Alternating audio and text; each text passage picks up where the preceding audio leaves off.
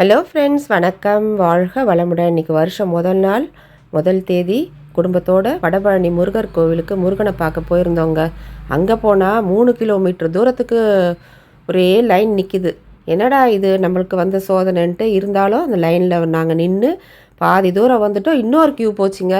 ஆஹா, இன்னொரு க்யூ போதே, இது என்ன க்யூன்னு பார்த்தா இது வந்து 100 ரூபா க்யூன்னாங்க.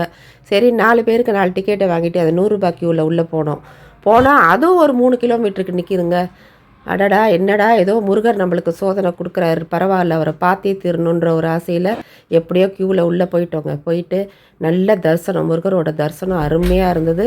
தரிசனம் பார்த்துட்டு திரும்பி வரும்போது ஒரு பாட்டி, நம்ம வந்து வெள்ளை கலரில் கோலக்கட்டி தானங்க பார்த்துருக்கோம். இந்த பாட்டி கடையில் கலர் கலராக கோலக்கட்டி இருந்ததுங்க. நிஜமாக புதுசாக இருந்தது. எனக்கு இதுதான் புதுசாக இருந்தது பார்க்குறதுக்கு.